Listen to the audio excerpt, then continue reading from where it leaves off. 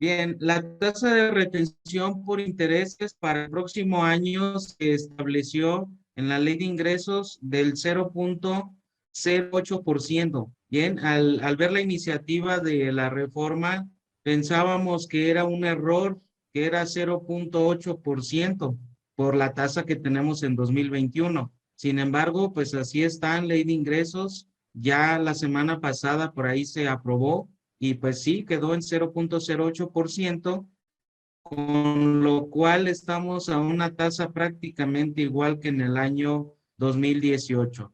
Bien, esta es la tasa anual de retención por intereses que aplican las instituciones del sistema financiero.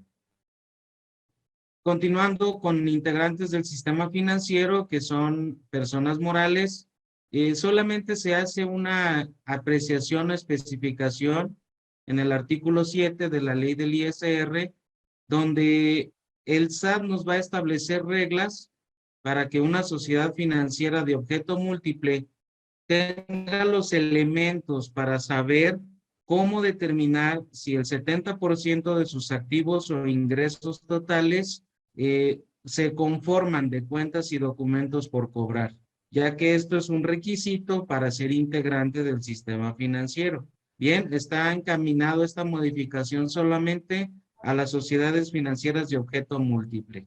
Bien, en cuanto a diferencias cambiarias, sabemos que actualmente ya en el artículo 8 de la ley del ISR nos establecen restricciones sobre pérdidas cambiarias.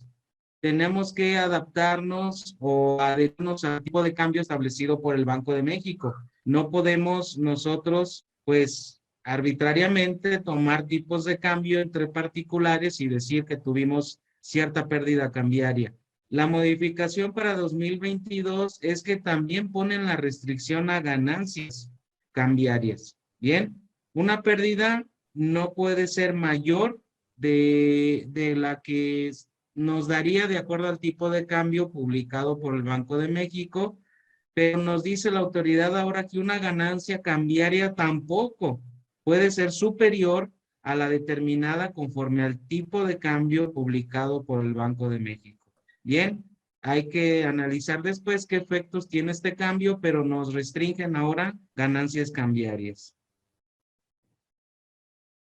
En cuanto a acreditamiento de ISR pagado en el extranjero, la autoridad lo que hace en el artículo 9 de la ley del ISR es darnos un orden de aplicación. Vamos a determinar la base gravable, vamos a calcular el impuesto, pero nos dice la autoridad que al impuesto determinado le vamos a restar primero el impuesto pagado en México, que son los pagos provisionales, y en segundo término, el impuesto que se haya pagado en el extranjero. Bien, obviamente esto pues para no generar ciertos saldos a favor con los pagos provisionales que se hayan hecho en México. Bien, la autoridad primero me dice aplícate los pagos que hiciste aquí y después acredítate el pago del extranjero. Bien, en cuanto al artículo 11, tiene un tratamiento especial, nos habla de intereses que se llevan a cabo entre partes relacionadas. El artículo nos dice que el cálculo se debe hacer como si fueran dividendos, lo cual resulta en una tasa de ISR o en un impuesto sobre la renta menor que si solamente aplicamos la tasa normal a intereses. Bien, aquí la autoridad lo que hizo fue solamente agregar que se considerarán también créditos respaldados cuando haya créditos entre partes relacionadas y que estas operaciones carezcan de razón de negocios. Es decir, que haya créditos en los cuales no tenga que ver el giro de cada negocio.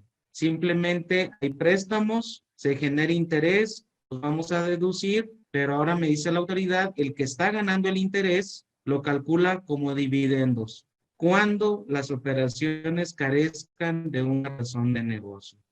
En materia de deducciones, un punto muy específico, tratándose de la adquisición de combustibles para vehículos marítimos, ojo, especifica claramente vehículos marítimos, hay una nueva obligación por plasmar o poner en el comprobante fiscal.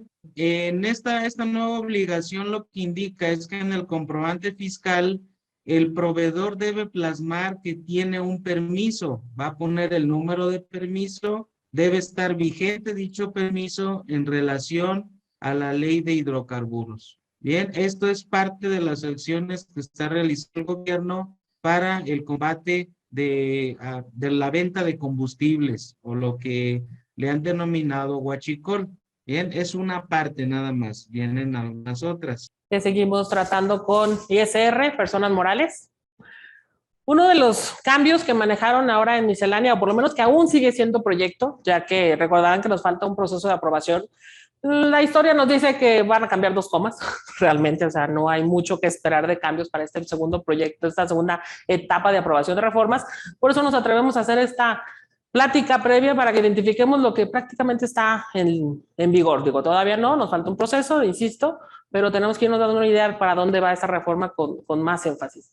Entonces, en relación con pagos provisionales, una de las apreciaciones o puntualizaciones que hacen en esta reforma es que se define que la disminución o la autorización para disminuir el efecto de pagos provisionales no va sobre el pago provisional en sí, sino lo que quieren hacer es una autorización de la disminución del coeficiente. Eso está muy bien, definirlo para efectos jurídicos, para efectos de certeza, de que no se está haciendo una aprobación de disminución de pagos provisionales, sino de coeficiente. Más sin embargo, modificaron la segunda parte, en el segundo párrafo, y lo dejaron un poquito más confuso de cómo estaba, porque lo que dicen es, ok, solo que si por esta disminución resulta que el pago provisional se hubiera cubierto por una cantidad menor a la que hubiera correspondido de haber aplicado el coeficiente inicial, vas a pagar recargos. La redacción se entiende. Si resulta que el impuesto que pagas por esta disminución es menor que el que hubieras aplicado si no lo hubieras hecho, vas a pagar recargos. La redacción es un hecho, todos lo van a pagar. Porque está diciendo, si venías pagando 10 pesos, pero si por esta disminución vas a pagar menos, me vas a pagar más. O sea, me vas a pagar los recargos. Estás ejecutándolo mal. La redacción debe de haber quedado que la comparación debe de haber sido contra el impuesto del ejercicio que resulte. Más sin embargo, la redacción lo dejaron comparando los mismos coeficientes. Entonces, la redacción como está es un hecho que si no la cambian de aquí a la siguiente paso de modificación, nadie va a poder utilizarlo, esta disminución de coeficiente, porque en consecuencia todo el que autoricen con disminución de coeficiente va a pagar recargos, así sea menor o mayor el impuesto que resulte a cargo al final del ejercicio, por cómo está la redacción. Entonces, en este caso, para estos efectos de pago provisional, esperamos que sí corrija la autoridad, aunque sea en la última etapa, y cambien un poquito la redacción que debería ser la naturaleza efectiva, que es compara el resultado pagado contra el ejercicio, para saber que de veras debiste haber disminuido porque ibas a resultar con menos utilidad que en ejercicios anteriores. No que como ahorita está cálculo de impuestos provisional contra cálculo de impuestos provisional. Entonces, esperemos que haya una modificación. En caso de que no, si no existiera un cambio en la redacción, de antemano diría, para mí esto es letra muerta porque te va a aplicar recargos, tengas o no impuesto más alto que en años anteriores o más bajo que en años anteriores. Perdón, maestra, Sí. o la otra opción es que me aclaren qué significa hubiera correspondido. Entonces, a fin de cuentas, Sí. el problema es redacción. Hubiera correspondido porque la redacción anterior estaba más clara y la intención de la maestra es que entonces yo ese ejercicio voy a utilizar 2 coeficientes de utilidad, el del ejercicio inmediato anterior, el autorizado y lo que usted comenta en la interpretación que debería ser uno que determine nuevo en base a utilidad del en ejercicio. base a utilidad del ejercicio en que lo apliqué. Así es. Entonces voy a utilizar el del ejercicio inmediato anterior, el que solicité la reducción y los pagos provisionales que resulten los debo comparar con el que me resulte de ese ejercicio. Así es, más Entonces embargo, nos hace falta que nos digan el que hubiera correspondido al ejercicio en que se aplica. Así es. Seguramente con eso se aclararía. Sí, más sin embargo, la redacción dice el que le hubiera correspondido de no haberlo cambiado, el autorizado. Sí, entonces, pues esperemos que lo cambien. Muy bien. O si no, como dicen vulgarmente, para eso tenemos el montón de reglas, ¿verdad? No, total, también que lo corrijan en algún lado. Hay como para Y marzo. aquí la parte interesante que nos da es que efectivamente, como ha estado existiendo, la idea es no bajarle. Así Y es. todo el mundo, del efecto COVID para acá, pues ha tendido hacia abajo. Sí. La mayoría, hay claro, subieron. Sí, hay los algunos costos, sectores, sí. pero la mayoría fue hacia abajo. Sí, claro. Entonces no me conviene. Y el estar negando por negar las disminuciones de pagos provisionales que ahora le quieren poner ya más técnico, no es disminución de pagos, es disminución de coeficiente. Aunque el procedimiento para lograrlo es igual. Bueno, finalmente, si le quieres llamar una u otra, en algunos casos vamos a ver el código que también le están cambiando conceptos, que dice lo mismo, ¿no? Claro. Pero bueno, entendemos, perdón. Muy No, bien. no, al contrario. Es Adelante, parte adelante, maestra. de la reglamentación. Esperemos que lo cambien o lo aclaren en alguna parte. Por otro lado, también en relación con ISR, se meten en conceptos de ingresos por desmembramiento de la propiedad. Un esquema que algunas personas hemos estado aprovechando en relación con qué hacer una separación de la propiedad, en la que sus partes, usufructo, nuda propiedad, solo que la autoridad como que ya se dio cuenta que le está pegando en esos esquemas de planeación que algunas veces llegaron a aplicar. Por lo tanto, ahora regula y define, ¿sabes qué? Vamos a considerarlo como ingreso acumulable cuando lo unifiques, cuando vuelvas a consolidar esta nueva propiedad. ¿Por qué? Porque separamos, hacemos esquemas y después cuando se unifica, el efecto de usufructo, pues no se perdían efectos económicos y entonces ahora dice la autoridad, no, vamos a darle ese efecto económico al concepto de usufructo que jugaste con él durante un tiempo y cuando lo regreses, vas a generar ganancia, vas a generar ingreso. Aplica su mecánica, define sus reglas, faltan algunas, pero el efecto es, quiero que me pagues. A fin de cuentas. Esta reforma debió ser cuando en el artículo, por ahí el 123 de impuesto sobre la renta, se nos permitía hacer cifras, porque aportábamos el usufructo. Así es. Por definición del Código Civil Federal.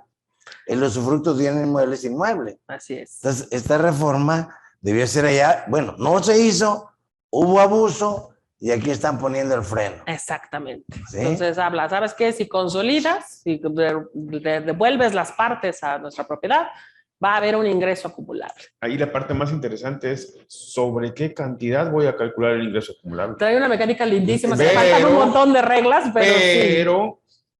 ¿Quién nos dice que sí? Porque es nada más un derecho, sobre todo la parte que estás uso, goce, disfrute y disposición. La única que estábamos jugándonos era la disposición, que no la puedes quitar. Uso o goce. Oye, ¿y cuánto costó el uso? Claro. Como para que lo acumules. Ah, es que si no tenía el uso, valía menos. ¿Cuánto? Claro. Ahora, no necesariamente el uso me va a dar un ingreso. Ah, claro.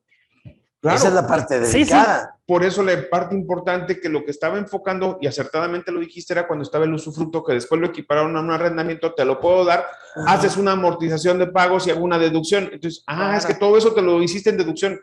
Si hubiera sido el propietario, luego igual. Así es. Pero lo hizo otra persona y lo excluyó.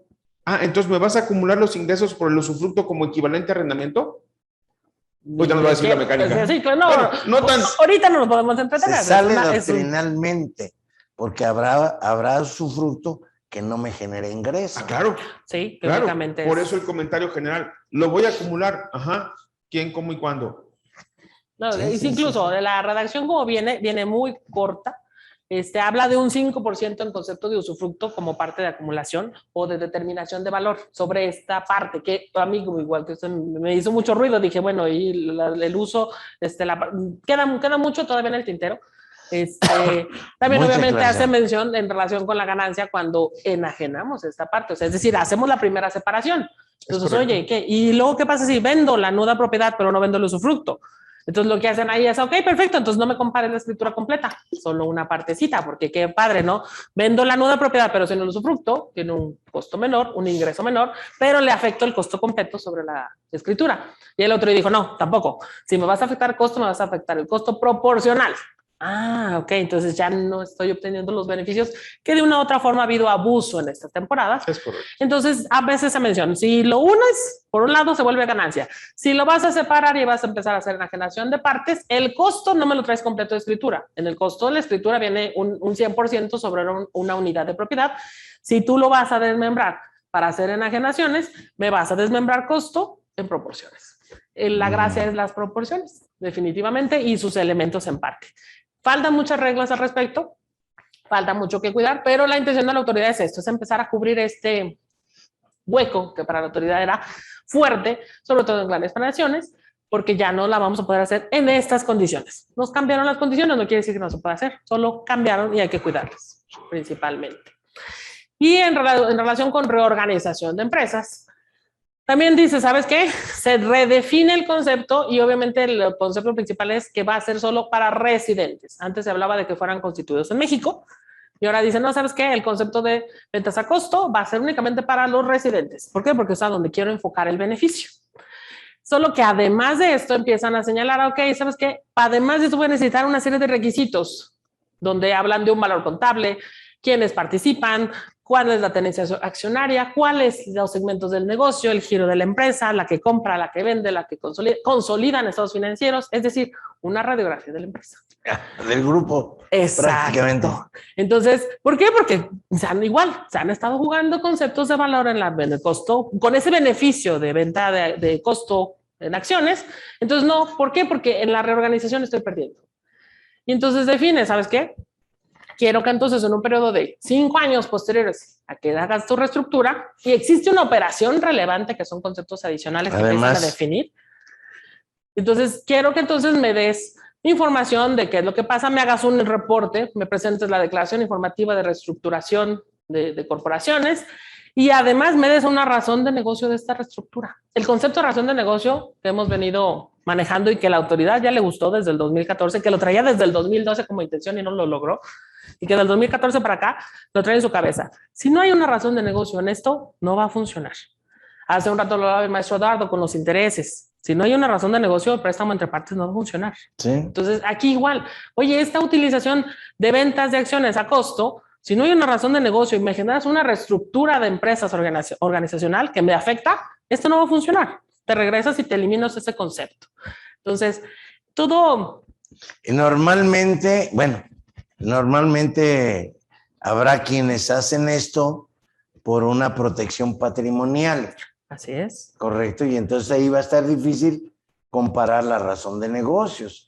¿Sí? No, y a fin de cuentas es un tanto subjetiva. Cuando se hace con planeación fiscal es correcto demostrar la razón de negocios, pero cuando se hace como protección patrimonial, claro, o unir tu patrimonio para generar mayor riqueza o mayor fuentes de ingreso, ¿sí? Pero que tendrá que estar sustentado. Esa transformación que a veces recomendamos a la empresa familiar, que si hay una empresa familiar, ahora hay que transformar a una familia empresaria. En esas reestructuras que a veces queremos ampliar para dar mayor empleo y estimar trabajo a la propia familia, en ocasiones va a carecer de razón de negocios, como lo tiene definido para esos fines. Sí. Y lo que pide la autoridad es que si no tienes razón de negocios, pues págame el impuesto al máximo. Debió decirme cuál es la razón de la reestructura empresarial. En un inicio. Pero ahora hablan de, ¿sabes qué? Si tú ya venías haciendo operaciones donde hiciste una operación no necesariamente las reestructuras son negocios. No. Pero en fin, ahí está para divertirnos. Adelante, maestra, por favor. Gracias. Hay una pregunta, me voy a regresar un poquito en la lámina nada más para tratar de explicarla, que me preguntan, ¿qué es la nuda propiedad? Ese dibujito, me quise regresar para que lo vean, no sé si lo alcanzan a ver en sus pantallas. Habla de el pleno dominio, es cualquier bien inmueble. Se trata de bienes inmuebles para empezar, entiéndase, edificios, casas, oficinas. Se divide en dos partes, básicamente. Hay una estructura jurídica más detallada, pero en dos partes. Es la nuda propiedad, es decir, soy dueño de la finca, soy dueño del terreno, más sin embargo no lo puedo usar, porque por otro lado existe el usufructo. Es el derecho de usarlo y disfrutarlo. Entonces, a eso me refiero con estos conceptos. Muchas estrategias fiscales se manejaron donde un bien inmueble, yo lo separo, tú eres el dueño, sigue siendo el dueño, pero el derecho de uso y disfrute se lo pasamos a alguien más y hacíamos estrategias en función de eso. Entonces, esto es lo de nuda propiedad y usufructo, que son las partes básicas de un bien inmueble, de una propiedad, con un pleno dominio del bien inmueble, y que la legislación empieza a definir que si lo dividimos, pues entonces se dividen los costos, si unificamos, se convierten en ganancias. Espero que con eso haya quedado un poquito más clara la pregunta. Como yo le explico a los muchachos en la universidad, las cosas lucen por su uso. Y cuando les quitas ese vestido, me los dejas desnudos. Desnudos, Exactamente, ¿sí? la nuda. Entonces, la nuda propiedad no tiene ninguna característica para usarla o disfrutarla. ¿No? Está completamente aislada, sola. En materia de asistencia técnica, transferencia de tecnología o regalías, la modificación que se hace es que si este tipo de servicio se presta por residentes en México, tiene que ser el proveedor directamente. Ya no se va a aceptar que se realice este tipo de servicios a través de terceros, salvo prestación de servicios especializados o ejecución de obras especializadas. Bien, los dos nuevos apartados por ahí que hubo en reformas también de la Ley Federal del Trabajo en los artículos 15A y otros del artículo 15. Bien, entonces, para hacerlo congruente con esa ley, también la ley del ISR nos dice que este tipo de servicios es de forma directa. Maestro Eduardo, Sí, adelante. a ver, aquí me queda una duda en esta reforma. Debió hacer referencia, excepto tratándose de subcontratación, pero me queda la duda que hace referencia al tercer párrafo. Ajá. Al tercer párrafo, no hace referencia a todo el artículo que se refiere a subcontratación. Es el 15D Sí. del código. Sí. Que para mí la referencia debió ser todo el artículo 15D. ¿Sí? Si cumplen los requisitos de subcontratación. Pero me llama la atención que hace referencia al tercer párrafo del artículo nada más. ¿Sí? Ahí para... Quizás por el uso de la palabra que simplemente dicen terceros, no sé ahí realmente cuál fue la intención de la autoridad, pero sí lo dejan la en ese redacción punto dice solamente. asistencia técnica, al tercer párrafo hace referencia nada más. Ajá, del pues, 14B del código. Para mí, la referencia que hiciste inicialmente, pues me parece adecuada porque es excepto tratándose de subcontratación. Adelante, Así por es, favor. prácticamente. Muy bien. Habrá que ver después la intención. Ya en una Correcto, plática señor. más larga veremos intenciones de la autoridad. Bien, en cuanto a créditos incobrables, sabemos que es una deducción autorizada, pero ahora nos dice la autoridad, a ver, quiero que me demuestres que realmente quieres cobrar ese crédito. Bien, ya no me juegues a que intentaste cobrar y no pudiste, pues lo deduzco, ya no pierdo, lo aplico como deducción. No, me dice ahora la autoridad en una modificación al 27, fracción 15 de renta, demuéstrame que efectivamente quieres tener resultados favorables, quieres cobrar ese crédito. Bien, según la autoridad, en la exposición de motivos hay un abuso desmedido en la deducción de créditos incobrables. Entonces, ya no va a ser suficiente solo la demanda o establecer o decirle a la autoridad que lleve a cabo actividades, sino que la autoridad me dice, realmente haz actividades para cobrar ese crédito, ve más allá de una demanda, tienes que informar a las sociedades de información crediticia y pues a ver si con esto se evita la falta de pago o morosidad. Y la autoridad pues ya no quiere que apliquemos tanto la deducción por créditos incobrables. Esto prácticamente es ponernos más requisitos, más trabas, por decirlo de alguna forma. El fondo aquí es más bueno. vale que creemos otra imposibilidad práctica de cobro, porque eso no lo cambiaron. Entre otras, se considera imposibilidad práctica de cobro, eso no lo cambiaron, entonces más vale que yo les digo, bueno, por ejemplo, busquen el acta de función del deudor. Ya lo va a matar, espérese, nomás no quería pagar. Así es que, entre otros, esa parte no la modificaron, entonces habrá que estar más ingeniosos ahí en los otros. Exactamente. Lo que pasa es que quedaba demasiado simploide, por llamarlo de una forma legal. Sí. El hecho de ir a presentar un escrito, una demanda, pues ahí quedaba. Y con eso tú satisfaces el segundo de los casos de los requisitos. Ni siquiera te pedí la ratificación. No, yo voy y presento mi demanda y vámonos rápido, no me interesa el juicio, al rato voy y hasta me desisto, no hay problema, vámonos, claro. ¿Para qué nos metemos en problemas? Entonces, ¿qué es lo que pasaba? Que acuérdense que la deducción en cuentas incobrables, la regla general es ya prescribió. O hay imposibilidad práctica de cobro. Y en esa imposibilidad de práctica de cobro te manejaba supuestos. Mira, va a pasar esto si tienes de estas tantas sumas a tantas sumas, si no me recuerdo. Sí. Y ya cuando se ponía un poquito más interesante el monto, decía, bueno, cuando menos demándalo, ¿no? Y ahora dice, cuando menos demándalo y pícale las costillas, güey. Al rato va a decir, demuestra que es insolvente. Bueno, Sí, compadre. Exactamente, o ve, búscalo, como decía ahorita el licenciado, ve, búscalo hasta si está en el panteón, demuéstrame que ahí está. Que ya llegó. Demuéstrame que no hubo nada. Al rato va a decir, ¿sabes que ella falleció? Ahora demuéstrame que iniciaste un juicio sucesorio y testamentario y que no hay bienes. Sí, claro. No, Oye, ¿me va a salir más caldo que qué? Que las albóndigas. Sí. Pero bueno, son parte Muy de bien. los aspectos legales que, como estamos viendo ahorita, Eduardo, perdón por la interrupción, Adelante, gracias. siguen siendo los clásicos casos donde veo que alguien tomó una opción y se friegan todos, perdón por el tecnicismo. Exacto. Se las aplico a todos. Oye, mejor condiciónalos. Porque Claro, se les los olvida, montos, se les olvida uno de los principales principios de crear leyes. Deben ser generales. ¿Sí? Y aparte, pensando en la buena fe de la gente. La buena fe de la persona. Y Entonces, siempre se les olvida ese principio y ya están cubriendo aspectos conflictivos de particulares. Yo podría poner el supuesto en el cual dices, y acuérdense un poquito, esta parte que vio la maestra hace un rato que estaban viendo de la nuda propiedad, perdón, regresarme un poquito. Esa parte del usufructo, difícilmente un contribuyente en la normal se va a dar. lo aplicaba. Pero si por alguna razón la abuelita, dijimos, le dejamos el usufructo porque era la socia de la empresa, ¿sabes qué? Ya te convertiste en un dolor de cabeza, compadre. Claro, claro. Por una cosa tan simple que hacían los grandotes. Sí. Así es Así sencillo. es. En este, igual, ¿sabes qué? No te preocupes, vamos a hacer esto. Me tocó ver una empresa que se dedica a venta de ropa juvenil, en la cual se te dan una tarjetita, y esa tarjetita no puede tener más de 5,000 pesos de crédito, eran 4,999. Tú puedes comprar. ¿Por qué?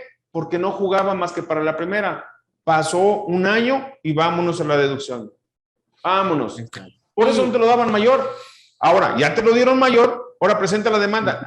Pues nomás presentamos una demanda de machote. Sí, recordemos Y que listo. ahorita todavía estamos en el previo, hay que ver si surge algo en el claro. límite. ¿Qué va a pasar, por ejemplo, Así cuando hay es. esas madres que no tienen quien les dé, que tienen varios hijos y solo uno la alimenta? Entonces decíamos, que te venda la casa, se la pagas para su manutención y otórgale el usufructo vitalicio. Pero tiene una razón ¿cómo se llama? Usufructo. Ojo, yo puedo dar en uso y podemos hacer un contrato. Sin embargo, en la parte del usufructo ya lo generó más como un derecho oponible al propietario. Así es. Por eso decían, oye, pues que te lo venda tu abuelita la casa, se la pagas, pero déjale el usufructo. Perfecto, se lo dejo y se lo reconozco. Hay formas de terminarla, ¿no? Pero se la dejo. ¿Qué voy a hacer? Cuando me la vendió lo que valía. Y lo único que hice como hijo fue, abuela, yo respeto hasta que te mueras, ojalá pronto, ¿no? Pero ojalá hasta que te mueras, ya se unifica porque ya murió la persona. Ahora le vas a pagar impuestos. Pero yo la pagué bien. Pues ahora vas a pagar. Y además cuando te regrese, claro, ¿lo vas que hay a que verlo acumular? si nos incide para personas morales, porque Así estábamos es. viendo personas Estamos morales. en ¿no? personas Estamos morales, cambiando. así es. Ok. Regresemos a Está las bien. deducciones. Eso es más bien. Nos emocionamos, Y luego recuerden. nos emocionamos. Tenemos Perdón, 2 ya. horas ahorita, todavía es previo, vámonos. Seguimos. Exacto. maestro. Así que prácticamente pues nos aplica el dicho de por unos perdemos todos. ¿Bien?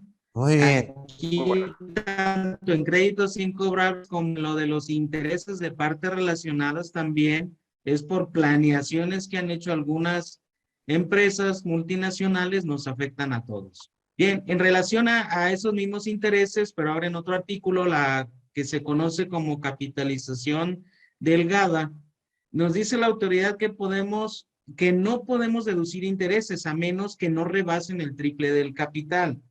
Bien, y este artículo 28 en su fracción 27 nos daba la mecánica de cómo establecer si estos intereses rebasaban o no rebasaban el triple del capital contable.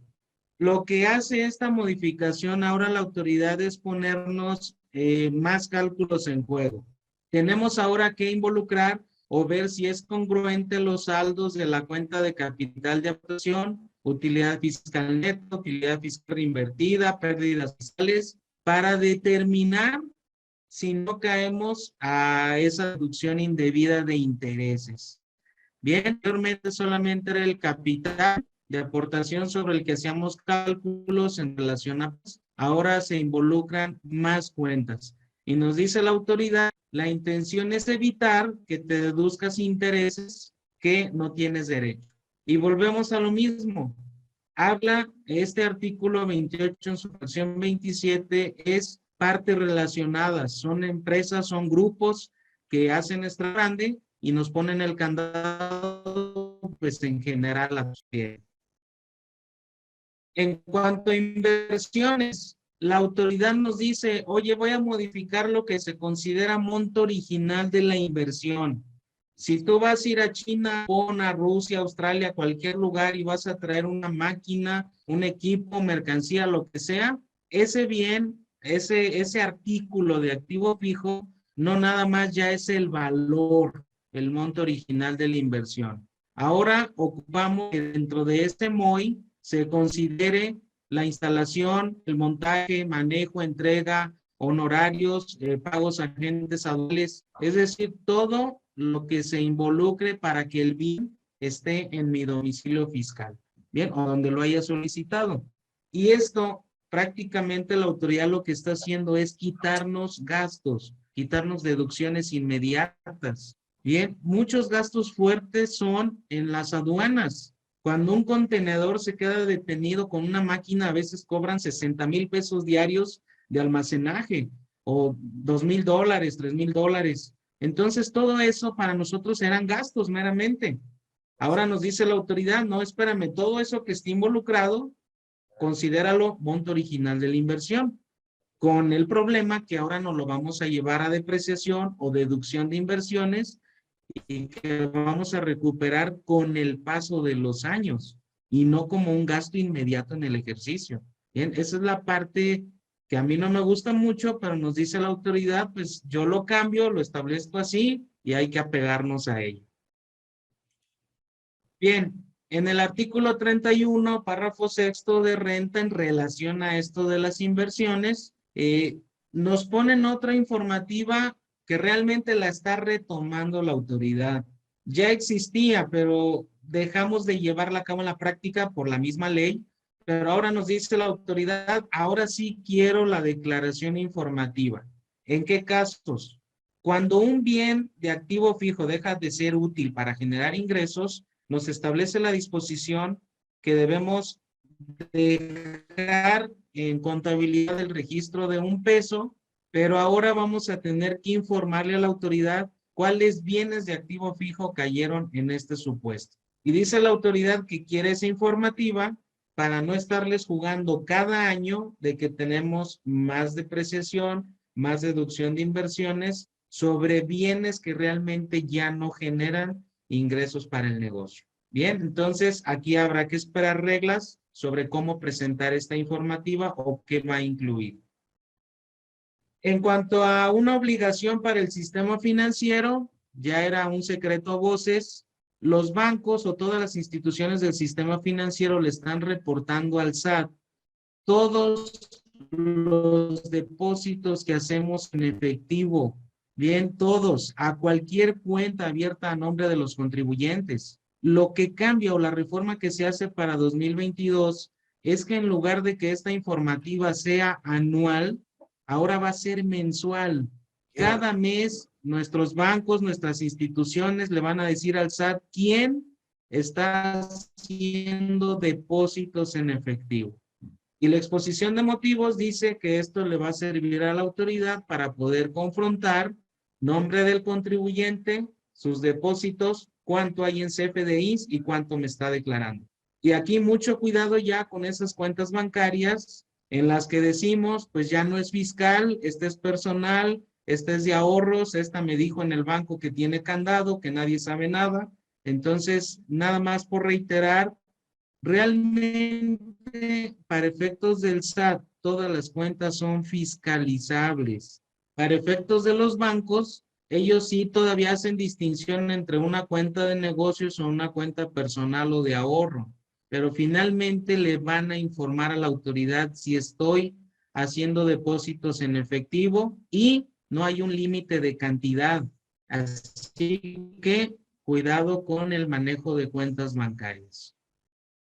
Bien, en relación a pérdidas fiscales, se hacen algunas especificaciones donde me dice la autoridad que en el caso de escisión de sociedades, las pérdidas fiscales deben dividirse únicamente entre las empresas que se dediquen al mismo giro. Bien, están otra vez atacando un poquito lo de las planeaciones fiscales o estrategias de pérdidas, donde ahora nos dividimos como empresas, pero si la empresa A de la empresa B que se escindieron, cada una va a tener ya giros distintos, pues entonces la pérdida no la pueden aplicar las dos. Bien, tiene que ser el mismo giro si quieren aplicar las pérdidas. De acuerdo, aquí sí, desde hace algunos años vino este cambio, nos pegaron en ese sentido, pero ahora todavía nos especifican más. En escisión deben dedicarse al mismo giro. Y en el caso de fusión, también hablando en relación a pérdidas fiscales, si va a haber una fusión de empresas, de sociedades, la autoridad me dice en qué casos se considera que hubo cambio de socios o accionistas que posean el control de una empresa. Y esto lo hace la autoridad para decirnos si te fusionas, si tienes cambio de socios o accionistas, al tener ese cambio de estructura que venía en relación con lo que comentaba la maestra Laura, pues ya vamos a determinar si puedes o no puedes aplicarte esas pérdidas fiscales que traías. Bien, muchas fusiones fueron en ese sentido. Yo traigo mucha generación de ingreso, otros traen mucha generación de pérdidas, pues vamos a unirnos para hacer un aprovechamiento de eso. Bien. Y en relación a precios de transferencia, que a veces es un tema delicado, algunas empresas lo olvidan, no lo hacemos, se olvida en sí la definición de una parte relacionada. La autoridad dice que necesita ser más precisa. Es decir, en el artículo 76 nos establece que si hay operaciones entre partes relacionadas, tenemos que demostrar con documentación que yo llevé a cabo esas operaciones como si las hubiera efectuado con o entre partes no relacionadas. O en otras palabras, a valores de mercado, valores comerciales. Pero exactamente no me decía la autoridad qué documentos son los que me va a valer, pues como para comprobar tal situación. En el artículo 76 viene la reforma donde nos van a dar algún listado con parámetros y con qué documentos son con los que yo voy a poder comprobar este estudio de precios de transferencia. Bien, según la autoridad, esto nos va a dar certidumbre y seguridad a nosotros.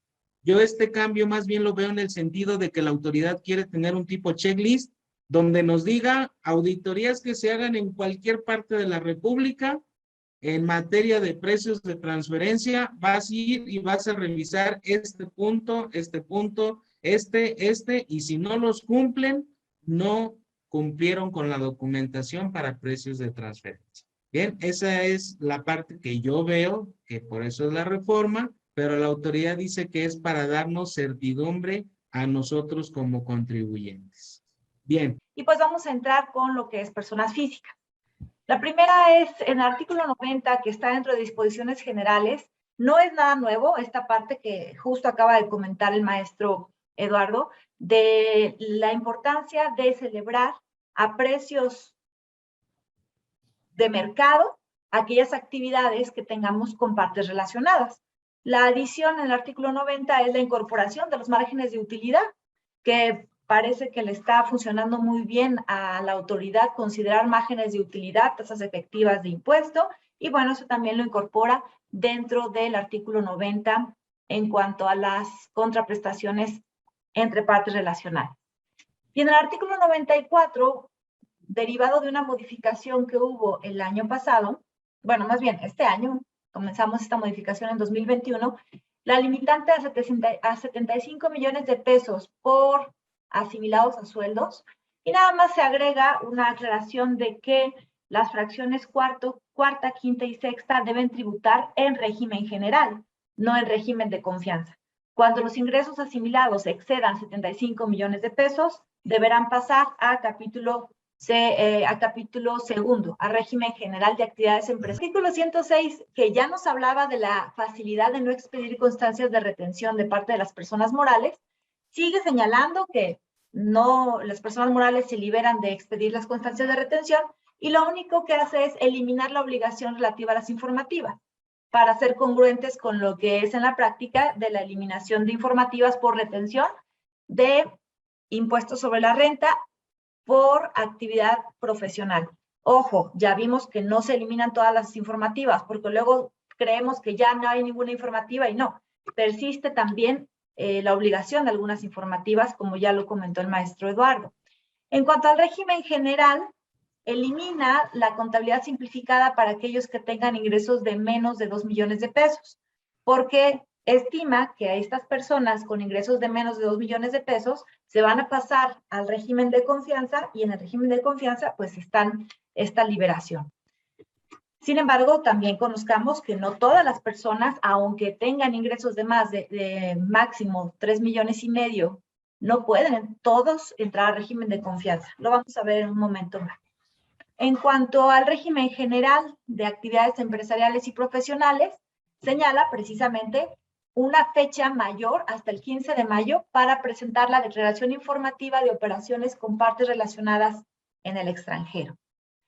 En cuanto al régimen de incorporación, bueno, pues aquí seguramente en el curso ya formal se va a tocar hasta con ejercicios de qué va a ocurrir, etcétera, porque pues nos quita el régimen de incorporación. Sin embargo, aunque se deroga, el transitorio señala que aquellos contribuyentes que al 31 de agosto estuvieron tributando en el régimen de incorporación van a poder continuar por el tiempo que les hace falta hasta completar sus 10 años que les dio la reforma de 2014. Y bueno, pues seguramente esto va a ser objeto de mucho análisis posterior, porque ¿qué pasa con aquellas personas que el 15 de septiembre presentan su aviso de inicio de actividades con el régimen de incorporación? El reglamento les da los 30 días para presentar esta modificación de cambio y ellos ya iniciaron el 31. No estaban tributando el 31 en el régimen de incorporación. Sin embargo, estaban en tiempo para presentar. Seguramente la idea del legislador es que ninguno de los nuevos incorporados se quede en régimen de incorporación. Seguramente por ahí va a ser la solución, bueno, no la solución, sino el criterio de la autoridad. No, y para esto... Además, una cosa interesante, no sé qué opine, pero si se fija, están legislando con la lógica de la retroactividad implícita.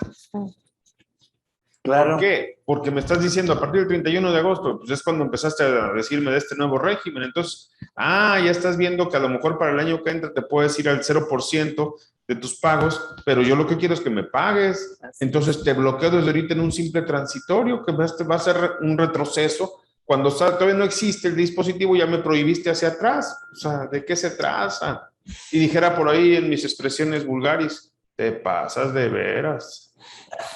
Creo que los legisladores, como ustedes acaban de decir, este principio de buena fe en la legislación, en presumir que el contribuyente va a actuar de buena fe, no existe. Y entonces más bien los legisladores ya dicen, pues mejor vamos a irles bloqueando porque si no se van a tomar de esto y va a haber un montón, va a venir un sinnúmero de solicitudes de incorporación al régimen de incorporación fiscal. Seguramente por ahí es por lo que quiere hacer el legislador. Y lamentablemente, como ustedes lo comentaban anteriormente, los legisladores quieren arreglar todo con leyes en vez de arreglarlo con hacer uso de facultades de comprobación.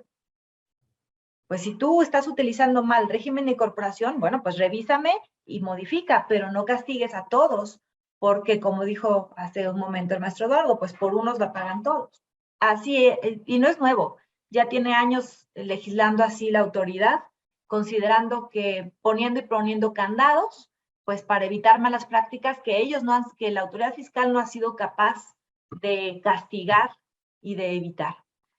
Bien, entonces en el régimen de incorporación, pues hay que presentar un aviso a más tardar el 31 de enero para que aquellas personas que estaban tributando como RIF al 31 de agosto lo puedan seguir haciendo. Porque si no presentamos este aviso, nos van a mandar al régimen de confianza y nos van a quitar la posibilidad de continuar con el RIF hasta que... Eso es importante. Muy interesante ese punto. Sí.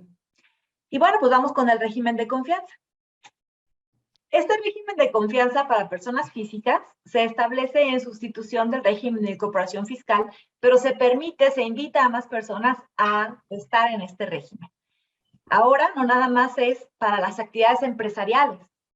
Se aumenta para las profesionales aun cuando requieran título para ejercerlo. ¿Se acuerdan que era una de las exclusiones del régimen de incorporación? Bueno, pues ya no se considera esta exclusión.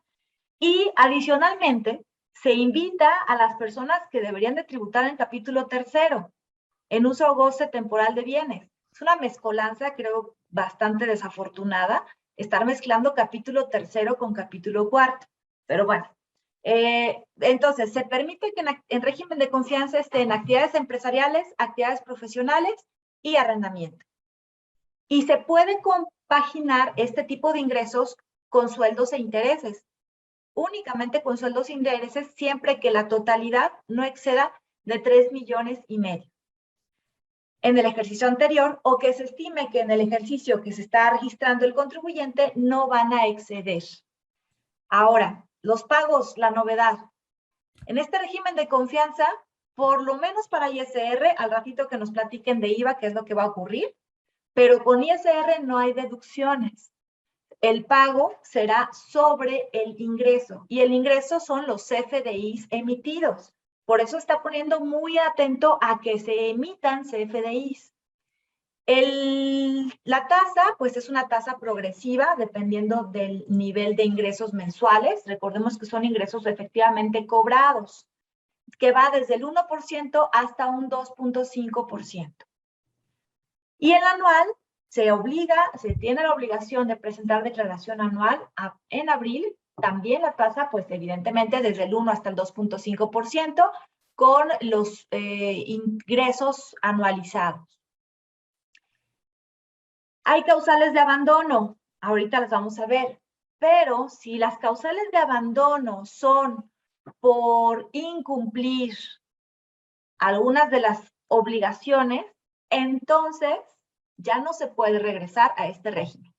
Si la causal de abandono es por superar 3,5 millones, entonces se saldrán y cuando vuelvan a disminuir sus ingresos a 3,5 millones, podrían regresar a este régimen. Eso también es algo que no habíamos visto en los regímenes equiparables anteriores. También nos hace exclusión. Así, ¿se acuerdan que así nació el régimen de incorporación fiscal?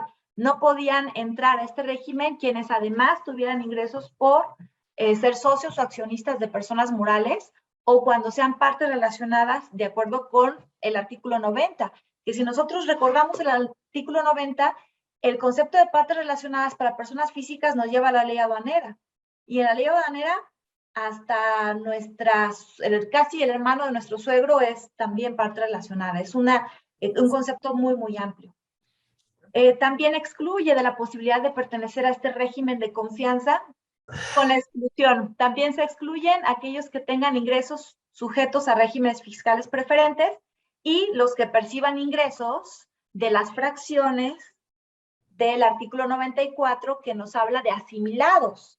Nos marca de la fracción tercera a la sexta, es decir, casi todas las fracciones, excepto los asimilados de instituciones de organismos públicos.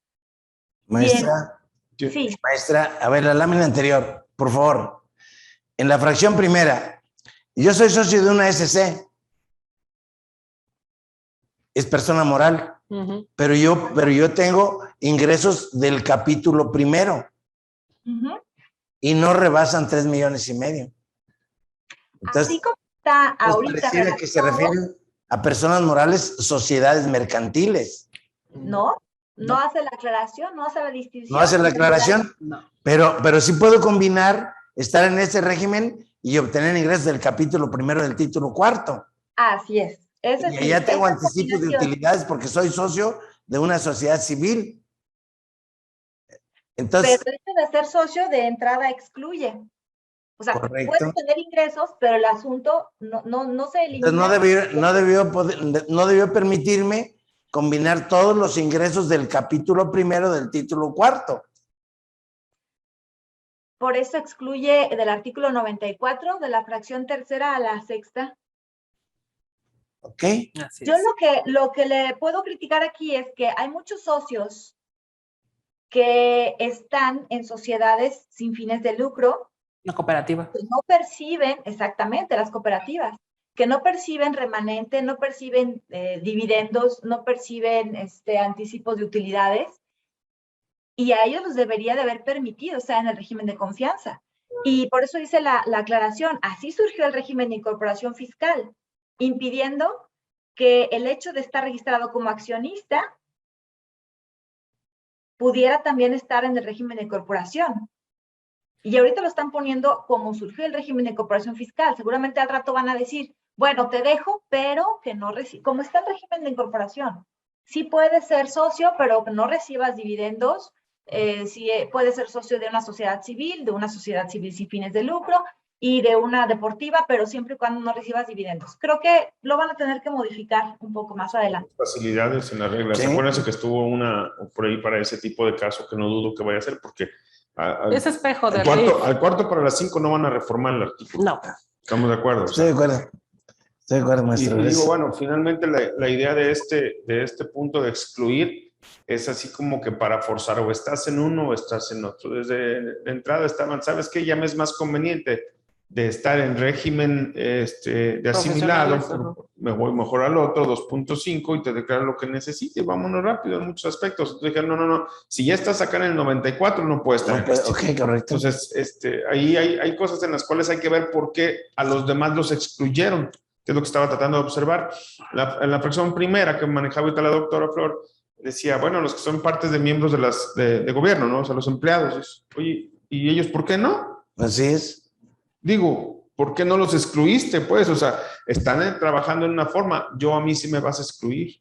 ¿Qué diferencia tengo, no? ¿Qué variante tengo? Así es. El principio de igualdad, pero ese va a ser tema más rudo todavía, maestra Flor, y más por la 4T. Muy bien. Bien, en cuanto a los agapes, pues ya ven que los quitaron de donde estaban mal puestos. Era puro parche, pues, la verdad. En la reforma 2014 les dan en la torre los agapes, les tratan de componer y en personas morales, título segundo, incluyen a las personas físicas, otra vez una revoltura, personas físicas tributando conforme a título segundo en cuanto a agapes, y bueno, ahora las quitan de título segundo y las mandan a régimen de confianza. Y dicen, están en el régimen de confianza ahora, agricultura, ganadería, pesca y silvicultura. Y si tú te dedicas al 100% a estas actividades y tus ingresos no exceden 300,000 pesos, no pagas ISR. Pero cuando excedan, entonces vas a tener que pagar ISR conforme al régimen de confianza. En cuanto a las obligaciones, está las que ya conocemos, de inscripción en el RFC, de tener firma electrónica, de tener activo el buzón tributario, y una que puedo señalar como muy importante, esta de emitir un CFDI por todos los ingresos cobrados. Por ahí nos dicen más adelante que si la autoridad se da cuenta de que no emitimos CFDIs, esa es causal de sacarnos del régimen y no volver a regresar a este régimen. Y nos dice, también cuenta con CFDIs de tus gastos e inversiones. Oye, pues por lo menos para ISR no me sirven para nada. Pues no te sirven para nada, pero tienes que tenerlos. Por lo menos para ISR.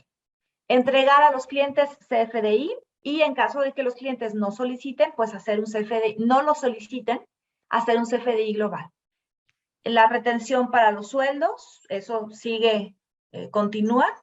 El pago mensual ya no es bimestral, ahora será pago mensual y ojo porque tendremos una compulsa por emisión de CFDIs. Y también pues sigue la obligación de repartir PTU y para la PTU es cuando nos van a servir los CFDIs de deducciones para disminuir la base de PTU.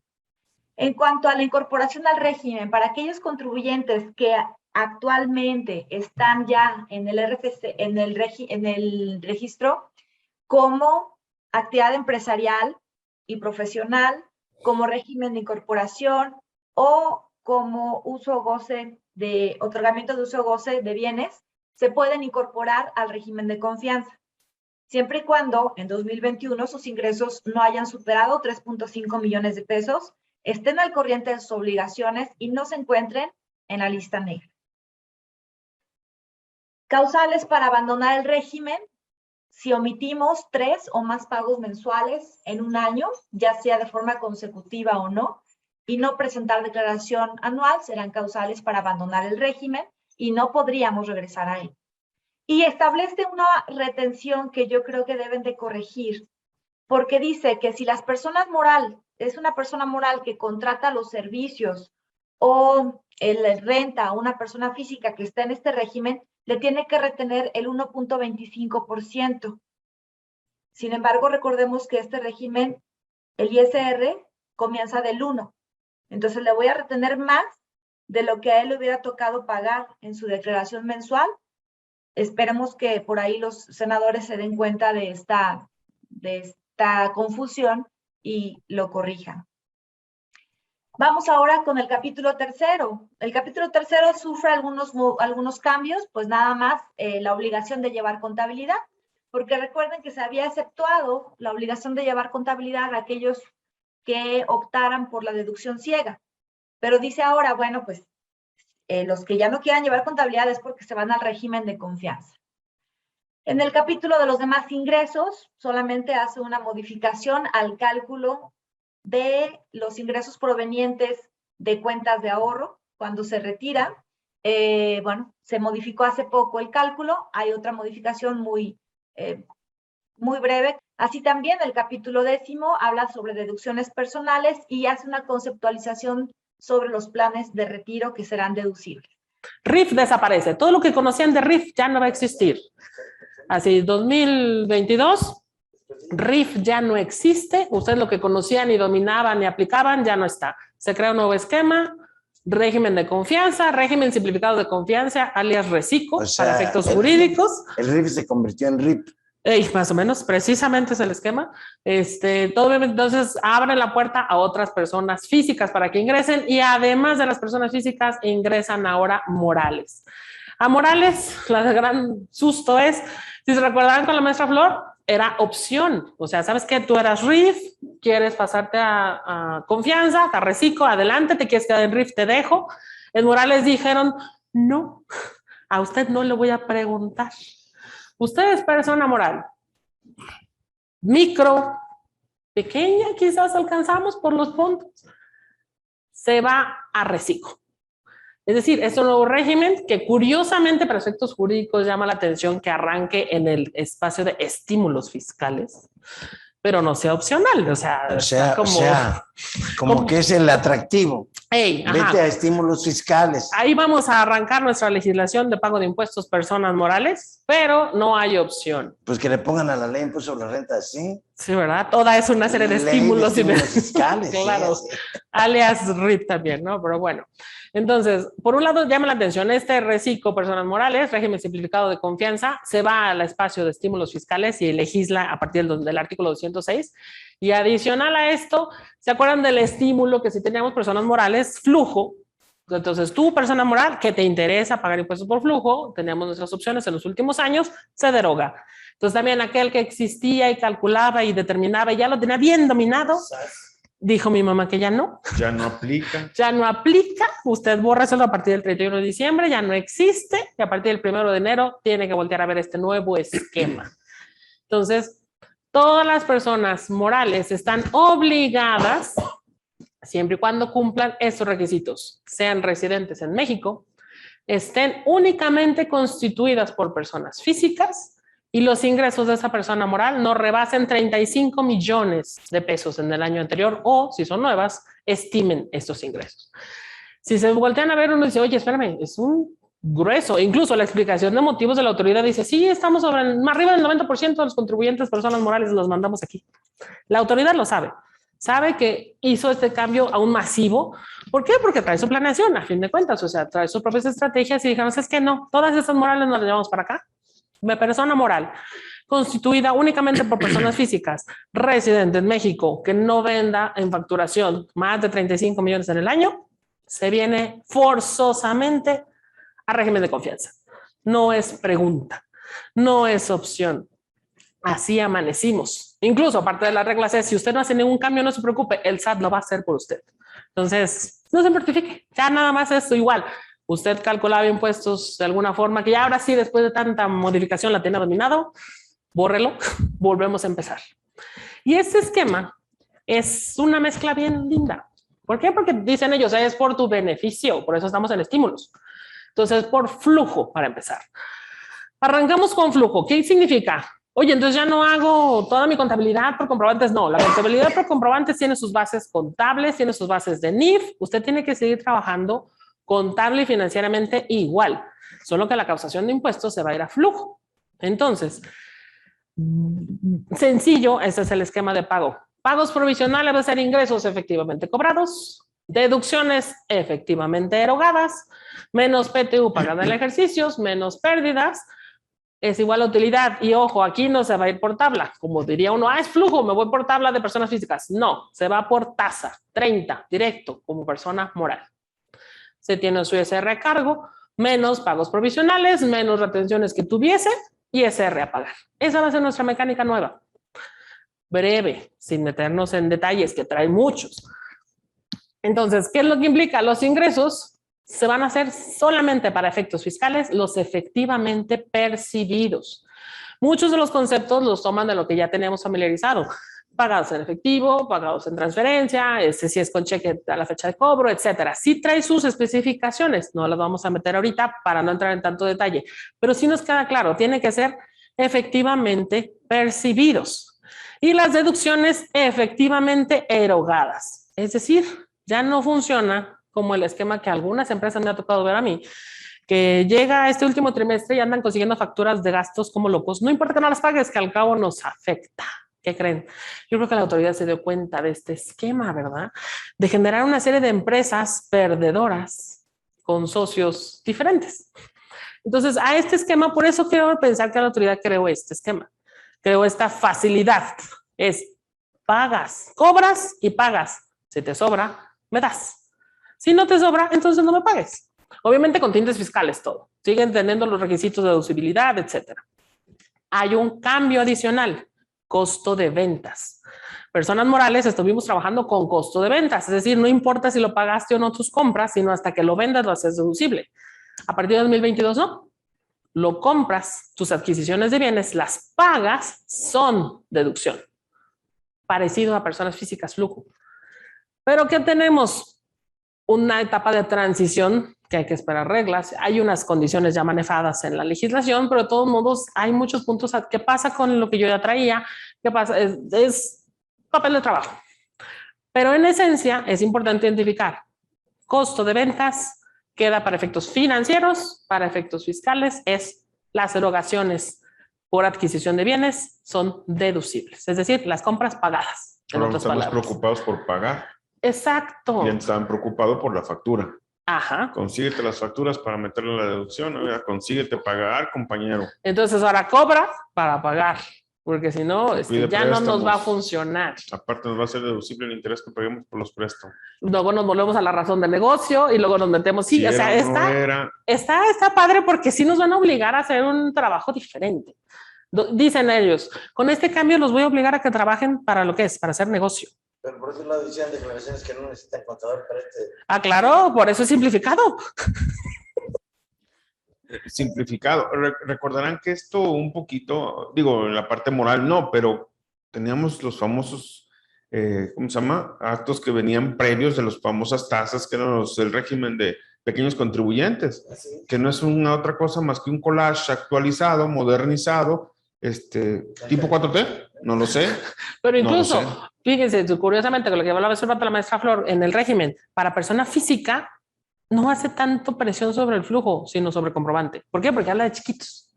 Entonces ahí dicen, no, te voy a obligar a hacer comprobantes. Incluso, para las excepciones es, eliminan el concepto de simplificado, comprobante simplificado, que ahí tiene una maraña administrativa impresionante, que ya en su momento lo vamos a ver.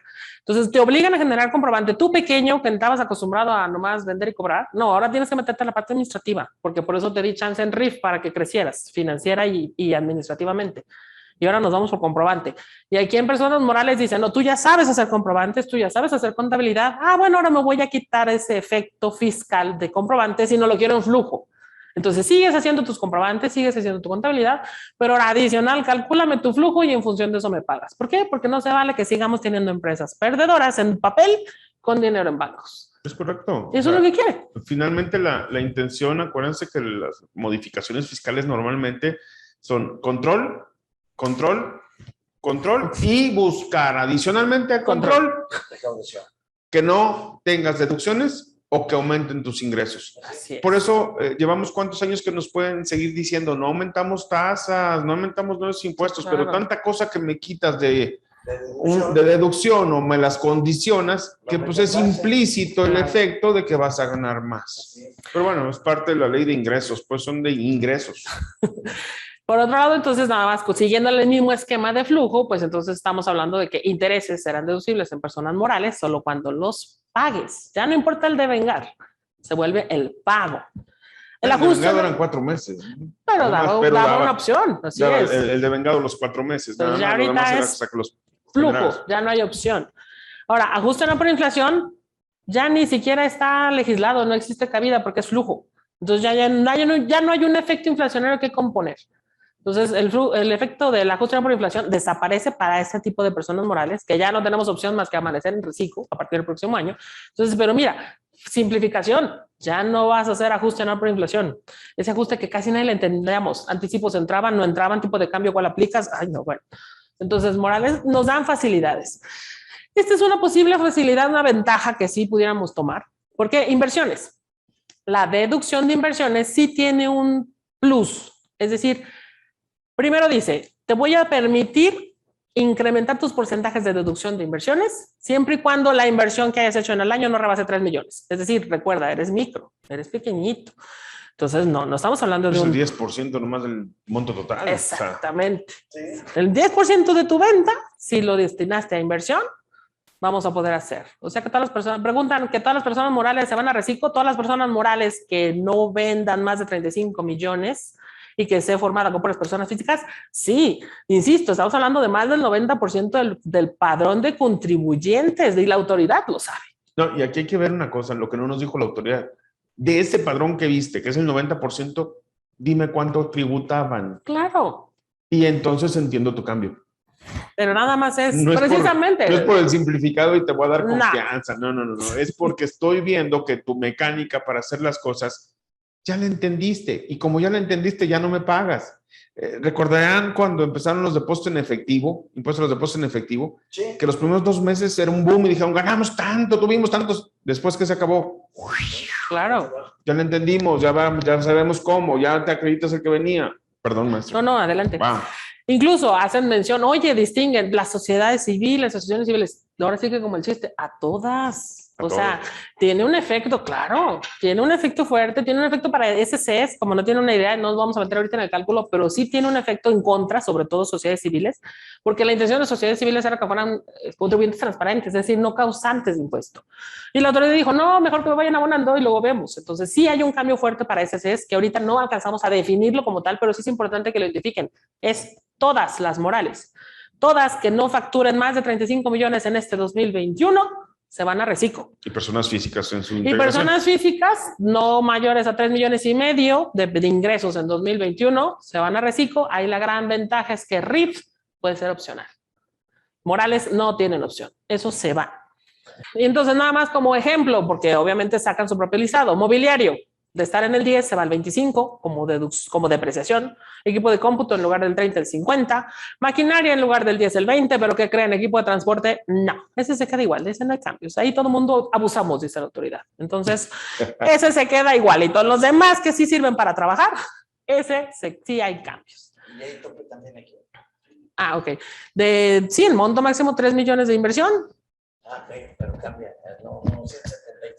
No, ese sigue igual. No, hasta eso me encanta, ya saben, en ahorro de legislación, luego dice, pero todo lo demás te vas a lo que viene en personas morales. ¿Hay alguien que creo que tiene que tomar la palabra? No sé si quieran. Contadora Liz, tomar el micrófono, el audio. Buenas tardes. Sí, buenas tardes. La pregunta es si las asociaciones religiosas se van a reciclo. ¿Facturan menos de 35 millones personas morales? Sí. Sí facturan menos. ¿Y tendrán que pagar también ya impuesto? Están en su esquema de determinar utilidad. Es lo mismo. Entran en Pero no la reparten, o sea, pues no se reparte la utilidad. No importa, pero es parte, incluso hay ciertos recovecos que habría que ver si van a sacar alguna regla como para aclarar esta situación, pero en caso general, como viene marcada en ley, no hay una distinción. Ahorita, como viene marcado en ley, no trae distinción.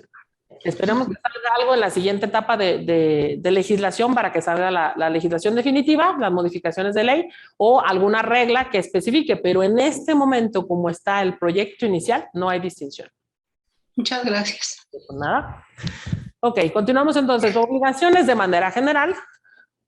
Prácticamente comparten las mismas obligaciones que cualquier otra persona moral e incluso implica y señala, tienen que seguir elaborando su contabilidad electrónica. O sea, la simplificación solo es para algunas cosas, la contabilidad electrónica prevalece.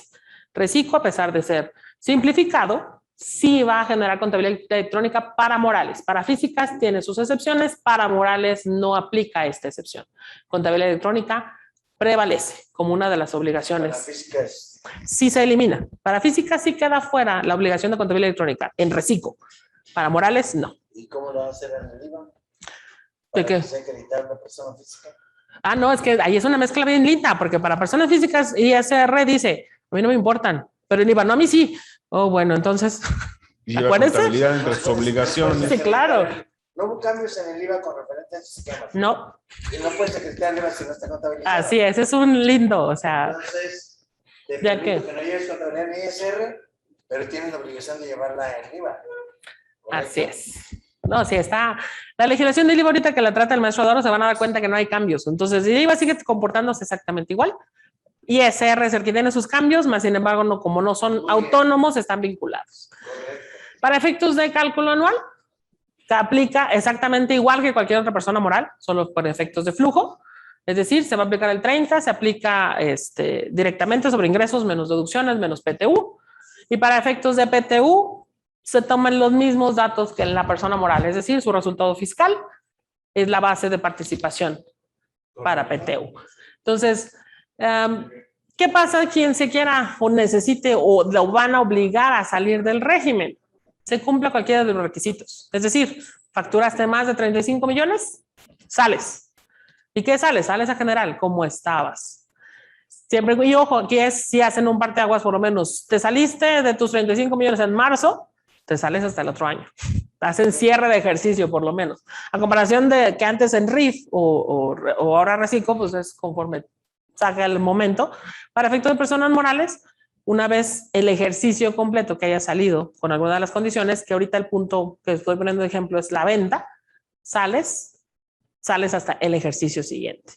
Entonces, este reciclo se los quise plantear así como bien breve, pero es trascendental en la operación, en la mecánica de cálculo, en los controles, en una serie de cosas que a lo mejor habíamos dejado de lado. La transición de costo de ventas es todo una serie de reglas que yo estoy esperando que salgan, porque va a estar linda el control del manejo de costo de ventas, pero que sí tenemos que voltear a ver como una especie de planeación o definición tanto de cierre de ejercicio como arranque de nuevo de todas las personas morales, porque los van a cambiar.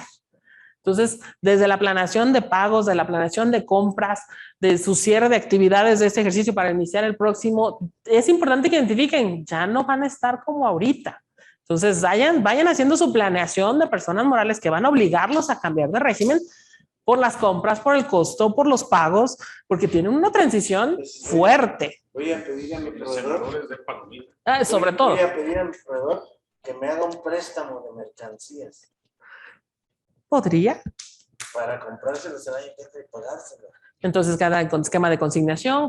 Sí, o sea, es cuestión de buscar esquemas. Sí, definitivamente. Pero a lo mejor ya no afecta porque ya están vendidas, etcétera. Sí hay una serie de condiciones y insisto, falta la última etapa legislativa. Esto es el previo.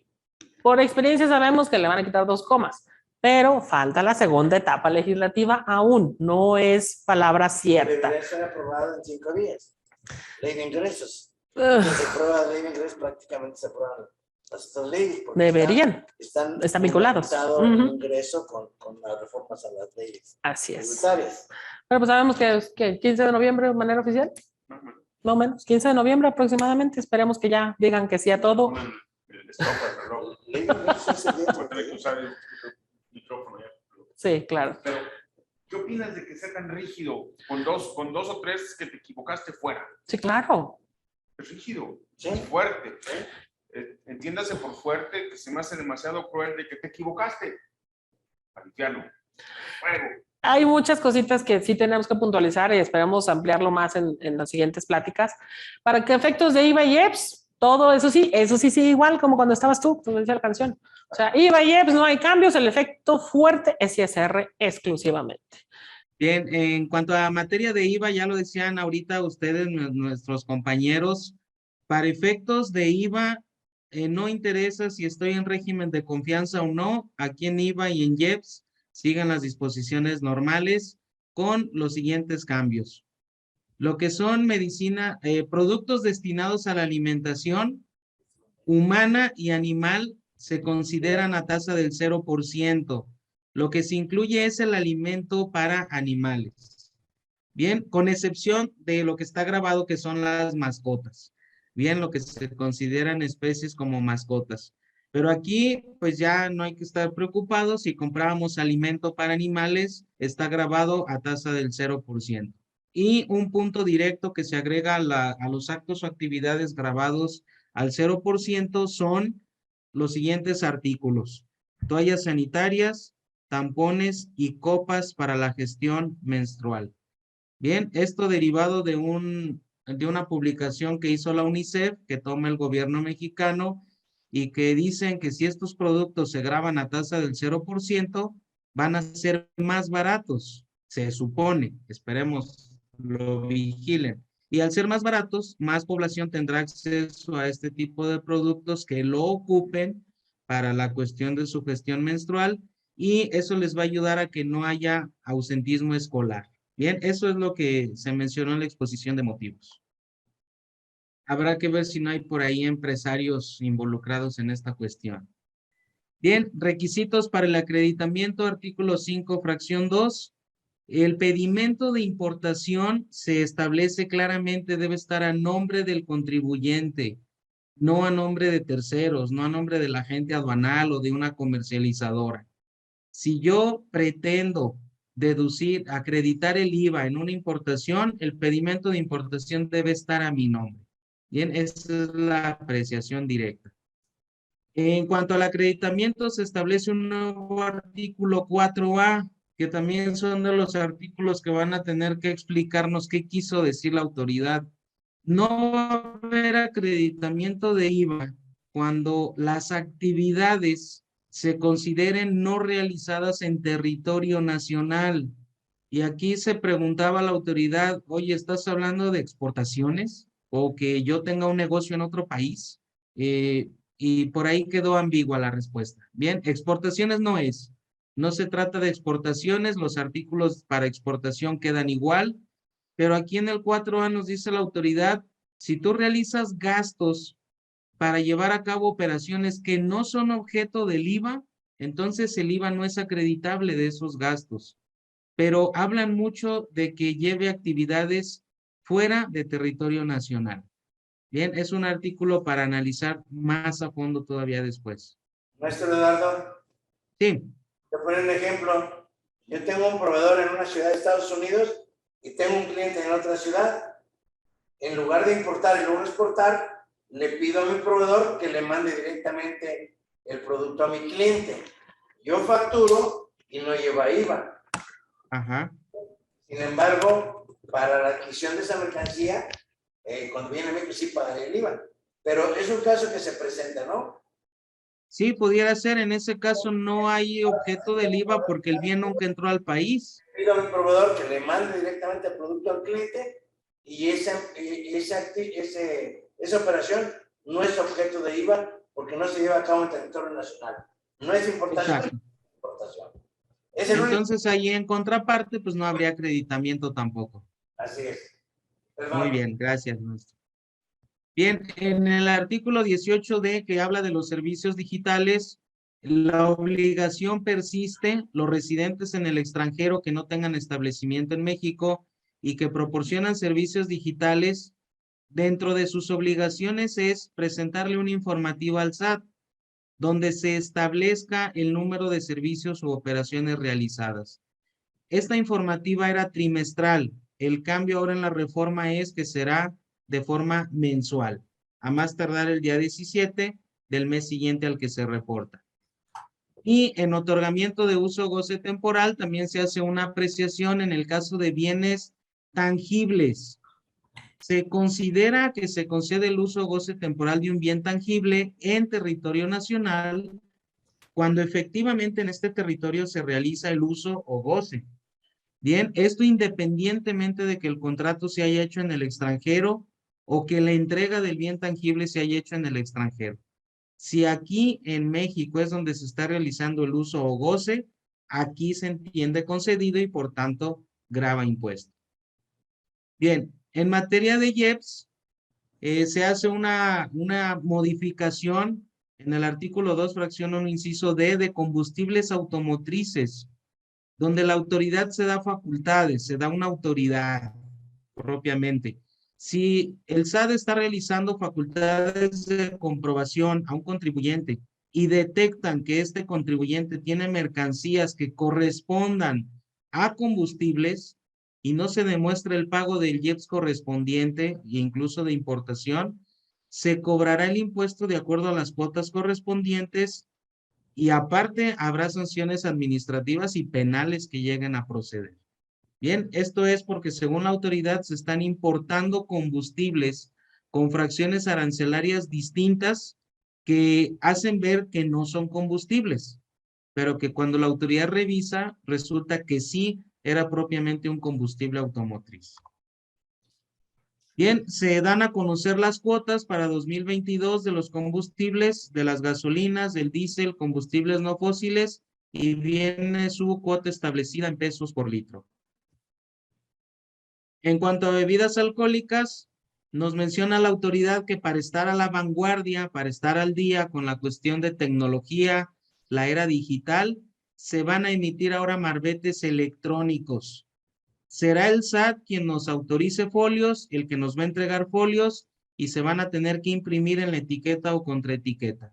Bien, el marbete físico continúa, no tiene cambios, es decir, vamos a jugar ahora con dos tipos de marbetes. El clásico que ya conocemos y ahora viene para el futuro el marbete electrónico. Obviamente aquí habrá que esperar reglas para saber cómo será la solicitud y qué características traerá este marbete electrónico. Bien, se precisa en el artículo 3 de ley del IEPS en una nueva fracción lo que la autoridad nos quiere decir que se entiende por establecimiento de consumo final. Estos establecimientos de consumo final tienen actualmente ya la obligación de destruir los envases de bebidas alcohólicas cuando éstas se terminan. Pero en el artículo 19, fracción 18, viene una reforma donde nos dicen, yo SAT te puedo dar alguna autorización o una facilidad para que no destruyas los envases. En el caso de alcohol desnaturalizado y mieles incristalizables, se elimina la obligación de inscribirse al padrón de contribuyentes de bebidas alcohólicas. Nos dice ahí la autoridad que ya lo analizaron y el alcohol desnaturalizado no lo podemos ingerir, o si lo ingerimos nos haría bastante daño. Las mieles incristalizables se utilizan para otros procesos, no propiamente es el consumo de una bebida alcohólica, entonces, por tanto, no ocupan inscribirse al padrón de bebidas alcohólicas. Qué bueno. Y otra modificación en cuanto a medidas de seguridad, el SAT va a ser el único proveedor de códigos de seguridad en el caso de cigarros y otros tabacos labrados, excepto los que se hagan enteramente a mano. Actualmente existe la obligación de poner esos códigos de seguridad contratando un proveedor autorizado, pero resulta que no hay ningún proveedor autorizado. Así que el SAT cambia el artículo, cambia la fracción y dice, bueno, yo autoridad voy a ser el encargado de generar y proporcionar los referidos códigos. Y otra modificación que se hace al respecto es que no solamente van a ir los códigos hablando de cajetillas de cigarros, sino en cualquier tipo de empaque que tengan los cigarros y otros tabacos labrados. Bien, entonces, este código de seguridad también vendrán las precisiones de qué características deberá cumplir. Si nosotros vamos, ¿qué implican las modificaciones? Y por eso de último momento tratamos de ver qué es lo que estaban manejándose en estos temas. Temas como los residentes en territorio nacional, ¿sí? Gracias, maestro. Los residentes en territorio nacional. ¿Qué implica esto la residencia? Uno de los cocos fiscales que sigue teniendo, hay que pensar que el que se cambia a residencia fiscal es porque tiene billetes. Entonces, ¿qué es lo que están buscando? Controlarte, chiquillo, ¿sí? Entonces, ¿qué es lo que hace la disposición legal? Vamos a armonizar el artículo. Primero, armonizo el dispositivo. Oye, ¿cómo lo armonizo? Es que el dispositivo, si lo leemos, no tenía congruencia de lo que hablaba, pero se entendía. Para entendernos en otras palabras, estábamos hablando de persona moral y de repente decía, las personas físicas no va a pasar esto. ¿Qué no estábamos hablando de las morales? Pero se entendía. Ahora lo que hicieron fue, te reubico. Pero eso es lo decente. ¿Cuál es lo indecente? Cuando tú te vayas de aquí, vas a seguir siendo un contribuyente aquí en México. Pero antes te podía dar chance siempre y cuando al país donde te ibas tenía intercambio de información. Ahora le agregamos otros requisitos. También que tenga un tratado y que me ayude con cobranza y que si no, sigues por el tiempo. ¿Cuánto tiempo? Antes, 3 años. Ahora quiero 5. 5. ¿Pero a partir de cuándo? Después de que te fuiste y me presentaste el aviso. Ahora te tengo que avisar. Claro, chiquitín, no te me vas a ir así nada más por así. ¿Cómo te controlo? Son cositas un poquito prácticas en cuanto a que quiero tener con la mano en el cuello. Punto. Son prácticas rudas. Son prácticas rudas, maestro. Sí, claro. Entonces, fusión y decisión. ¿Qué implica la fusión y decisión? Hubo varias modificaciones en este tema, pero el principal creo yo que tiene que ver con que antes gran parte de los porcentajes y condiciones estaban enfocados a la decisión. Y entonces decía, cuando haya decisión, que pase esto, que pase aquello. Dijeron, no. Tanto a decisión como a fusión. Okay. Y los aplicamos a los dos. Y les ponemos condiciones. Y aquí es donde viene la parte fea. Dijo la maestra hace un rato, la razón de negocio le gusta mucho a la autoridad fiscal. ¿Y qué creen? Aparece en este tema ese famoso aspecto de la razón de negocio. Pero todavía más, en esta misma razón de negocio, le dicen a la autoridad, ahí te va una lista de hipótesis en las cuales tú les puedes decir que por ahí es que no fueron. Oye, simplemente transmitiste bienes, pues, ¿por qué? Pues porque querías tener más presencia de accionaria. Entonces no había razón de negocio. Era un movimiento. Y así como esa nos da 7 hipótesis. Entonces, estas 7 hipótesis nosotros vamos a tener que platicarlas, analizarlas y digerirlas para ver hasta dónde quiere llegar este tema de la fusión. No es nada más el requisito que lo incluyeron en la decisión a la fusión y hablar de los dos. Tiene un poquito más de problema. En tema de regalías, son unos pequeños ajustes en regalías, sobre todo el uso de imagen. Esta es la que introducen como un aspecto nuevo. ¿Por qué esto del tema del uso de imagen? Porque empezaron a ver que si yo había diseñado algo, pues entonces lo manejaba como una regalía o no lo manejaba como regalía. Sí va como regalía, punto, vámonos rápido. O sea, aquí andamos buscándonos cosas que no. ¿Qué onda con esto de la firma electrónica? Pues lo único que está pasando con la firma electrónica es que pongo más supuestos para no. Generalmente cuando hacen reuniones con fiscalistas es cómo le hacemos para que sí. Ahora es para que en no. los temas fiscales son cómo le hacemos para que no. Okay. Este tema de la firma electrónica avanzada, con independencia de algunas precisiones ahí medio chuscas o técnicas que ahora ya le llaman llave fiscal, ¿no? Ahora quiero ver en una regla que digan cuando hable el key significa llave. Pero bueno, eso no es importante. Lo importante es la firma electrónica. ¿Por qué no? Y si nos damos cuenta, en la firma electrónica, personas morales es donde les van a empezar a apretar un poco más. ¿Por qué? Porque ya lo vienen haciendo, solamente que no estaba legalizado. Correcto. Es la verdad. Sí. Tú llegabas y dices, Oiga, quiero renovar mi firma electrónica. Pues, ¿qué crees? Uno de tus socios no tiene domicilio, uno de tus socios no tiene esto, Pero yo, ¿qué tengo que ver con él? Uno de tus Amigo. socios que tiene mal el RFC. No localizado. No localizado. Sí. Uno de tus socios fue declarado EFO. Pues está peleando y creo que hasta les ganó. Lástima, aquí no te doy firma electrónica. Entonces, se vuelve a poner un poquito más rudo este tipo de tema y ese mismo tema rebota con el certificado digital. Claro. Es decir, las hipótesis por las cuales no está, te los voy a adecuar un poquito más. Y esta también de la cancelación, lógicamente, tiene que ver con el 17H bis, Sí. por un ejemplo. Y en este también se perfeccionan ciertos detalles técnicos. Acuérdense que la ley fiscal, sobre todo cuando establece mecánicas, procedimientos, actos, es exactamente aplicable. Si tú le quieres poner algo que quiso decir el legislador, pues no lo dijo. Y si no lo dijo, No es. pues no existe. Sí. Punto. Y en ese tema de la cancelación de los certificados tiene que ver una cosa interesante. Fíjense, si yo quiero cancelar un certificado, ya me dan ciertas mecánicas también de cómo voy a corregirme, cómo voy a perfeccionarme. Oye, yo tenía un plazo, 40 días si no mal recuerdo por ahí, pero presenté mi documento al día 10 y al día 20 ya me dijeron que no procedía, pero por esto y por esto. Oye, te voy a tener chance más, ¿por qué me mandas un procedimiento que me voy a ir hasta juicio? Entonces, pues sí, ¿verdad? No se te va a agotar los 40 días. Bueno, ándale pues, vuélvelo a presentar a ver qué hacemos. Cosas un poquito así como que menos rudas, pero en la cancelación siguen siendo rudos. La ley me sigue aplicando a los EDOs. Hoy día, una de las cosas que no ha aplicado exactamente el SAT es doblar la mano conforme a EDOs en la restricción del certificado digital. El día que lo haga, va a haber problemas. ¿Por qué? Porque existen múltiples contribuyentes que puede ser que ni sabían que algunos proveedores eran EFO. Sí. Y es la verdad. Sí. ¿Por qué? Porque incluso lo ven como pequeño, pero simple y sencillamente te puedo bloquear tu certificado y a ver cómo te va. Y esas adecuaciones fueron las que se hicieron. Las veremos a detalle cuando tengamos que verlos en el punto. Plazos en materia de devoluciones. Aquí lo que vamos a resaltar nada más en este es que antes había un ejercicio de facultades. Hay dos ajustes muy importantes, muy buenos, por cierto. Recordemos una visita, recordemos un gabinete en el cual, una vez que tengo oficio de observaciones, ¿qué tengo? Plazo 20 días. 20 días, correcto. La UAP, última acta parcial, ¿qué tengo? 20 días. 20 días. Y en esos plazos, ¿qué hacía? Pues me voy a Prodecom a pelearme. Acá, ¿qué es lo que pasa? Acuérdense que Prodecom me dijo, no, temas de devolución conmigo yo no los veo.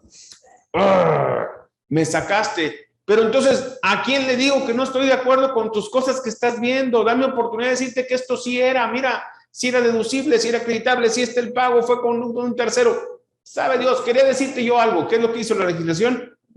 Te doy pues 20 días. Antes de que yo emita la resolución. Y luego por ahí también le haces un ajuste. Y te dice, una vez que ya resolvamos y te voy a autorizar, te lo devuelvo en 20 días. Y tú dices, 20 días, que no eran 40 y todo lo que suspendiste. Esos 20 días mágicamente se convierten como el reloj legislativo en días. Nos faltaban nada más minutos. Esa es la parte interesante de estos cómputos. El formato electrónico de la solicitud de devolución, que más que formato electrónico me voy a la firma electrónica. Es firma electrónica. Había un monto, no recuerdo la cantidad, por ahí en el C o en el B, que te decía, puedes hacerlo con firma electrónica siempre y cuando sea de más cantidad de esto, 15,000 y cacho, una cosa Así es. Ahora, ¿qué me dicen? Todos con firma electrónica. Razones. Pues al final era lo mismo. Si tienes tu clave CIEC o si tienes la firma electrónica, pues vas a entrar. Creo yo que aquí otra vez pasa lo mismo de lo que ha venido padeciendo el SAT. Le meten muchos goles a los contribuyentes y el SAT se deslinda de ellos. Esto es un segundo condicionamiento. A ver, vamos a pensar rápido. Si yo tengo tu RFC y por alguna razón te metiste a mi computadora y se quedó tu clave de acceso, yo mañana pasado pido la devolución, le pongo mi estado de cuenta y me llega a mí. Y el SAT no valida la cuenta. Oye, ¿cómo no se da cuenta? Se los prometo que no se puede. Todo lo que exista. Punto. ¿Qué es lo que pasa? Va a ser más difícil que me copies mi fiel y me copies mi clave. Correcto. Ahí sí ya no se va a poder quedar grabada en tu computadora. Por eso dijeron, oye, tenemos demasiado problema, se ha seguido incrementándose los fraudes de terceros, regándose la lana, pues aviéntaselos mejor a firma electrónica y a lo mejor ahí vamos a disminuirlos. Es expectativa. No, Esa es verdad. invertir. ¿Sí? Compensaciones. Están muy buenas las compensaciones. Acuérdense que lo que se hizo fue, eres malo, eres perverso, no te permito que compenses. Después dijeron, bueno, solamente es la lineal, ¿no? Y con ciertas características. Hoy día, lo que se está haciendo es una reingeniería de reconocer en determinada etapa procesal de la fiscalización que la lana que tú puedas tener, pues échamela, ¿no? La reconozco y ahí me da un procedimiento largo donde me va a explicar, mira, vamos a hacer este análisis, me presentas estos escritos, me presentas esas pruebas, me dices sobre qué quieres aplicar esta compensación. En resumen, ¿a qué nos referimos esto de compensación? Que sí me va a permitir, pero en etapas de fiscalización. ¿Qué es lo que sucedía? Resulta que yo le digo a la autoridad, oye, autoridad, tengo un saldo a favor, me equivoqué en ICR, me está rechazando esto, pues aplícalo, no, cómetelo, úsalo. ¿Y qué pasaba? No, págame. Y luego a veces pedíamos la devolución, no te puedo devolver porque tienes un procedimiento de fiscalización. Oye, pues brinco, salto y caigo donde mismo. ¿Qué es lo que nos dice ahora la ley? Vamos a hacer buena onda, aunque somos rígidos. Dame toda la información. Me das información, me das datos, te creo, parcialmente porque no te voy a creer ni madre, tengo que constatarlo. Y bueno, te doy oportunidad, suspendo procedimientos y aplico este tipo de actos. Ahora sí, maestro, ¿cómo le damos aquí? ¿A este? Sí. A ver, ahí está. No, ese fue el mismo. Pero creo que estaba... Ahí está. Era igual. Pero si no, venía uno de responsables solidarios por ahí, se haber quedado en la imagen. Lo platicamos igual. Son muchas las reformas. Voy a tomar, por ejemplo, el caso de la responsabilidad solidaria. En la responsabilidad solidaria había 2 o 3 por ahí que se quedaban muy genéricas y otra vez caen a las empresas grandotas. Venta de negociación. Ay, cabrón, ¿cómo se hace la venta de negociación? Entonces ahí ya nos da mecánicas de que la venta de negociación, cuando en suposiciones pueda estar aplicándose ese tipo de características. ¿Por qué lo digo? Ahí les va. Te dicen una venta en una operación de responsable solidario. Si tú haces enajenación, estás en el mismo domicilio, son partes de las mismas personas, tienen las mismas cosas, tienen los mismos bienes, no me salgas con que no eres el mismo. Y entonces lo que te voy a hacer es que para mí tú eres responsable solidario del otro aquel que hizo las operaciones. Sorry. Ojo, no es impuestos, es responsabilidad solidaria. Adicionalmente a esto, ¿qué nos implica en la responsabilidad solidaria? Que es el 20 y tantos, 26. Me dice, oye, en la responsabilidad solidaria, ¿te acuerdas que teníamos por ahí un tonto con pluma? O sea, el que asuma la responsabilidad nos dice, bueno, quiero que seas tonto, pero además confirmado, cabrón. Fírmame los formatos en los cuales te adhieres, mi chiquitín, para que seas bruto. Completo. Y ahí va uno, ¿eh? Entonces, ese es en el punto de esto. Luego se modifican algunas cosas del RFC, algunas obligaciones generales en el 27 de RFC, para aquellos contribuyentes, cómo vamos a estar en obligaciones, cómo estás, sobre todo la parte de notarios, y te la resalto. Notarios, ¿qué creen? Ustedes tienen mucha fe pública, pero yo no les tengo fe. Así como Jalipe alguna vez lo perdimos porque le perdimos la fe. Entonces, a los notarios públicos, out, van, entre otras del 27, hay algunos ajustitos. Luego se viene el 29 y el 29A, que es un poquita información en términos jurídicos y un dolor de cabeza en términos operativos. ¿Sí? ¿Cierto? Definitivamente. Ese lo vamos a comentar en una forma muy amplia, yo creo que en lo particular. Pero estamos hablando que en los temas de CFDI no nomás es ponerle ahora el nombre del comprobante, no nada más son aspectos genéricos de registro del comprobante y que los PACs, si no mal recuerdo, los proveedores certificados, cómo los van a hacer y registros generales. No, ya se metió ahora en la parte delicada, operativa, que momentamente, digo, en la parte legislativa no hay tanto conflicto, pero es la parte operativa. ¿Qué se le ocurrió decir a la autoridad? No quiero que sigas cancelando facturas con notas de crédito. Ya te caché, ya te vi. No, eso no quería. Entonces, por más que te dije que yo quería que las cancelaras, como no lo hiciste, te lo voy a prohibir. Y ahora legislan y dicen, si vas a querer hacer una nota de crédito, me las documentas, fundamentas, me justificas al 1000% esa nota de crédito. ¿Qué significa? Se prohíbe la cancelación de facturas con notas de crédito.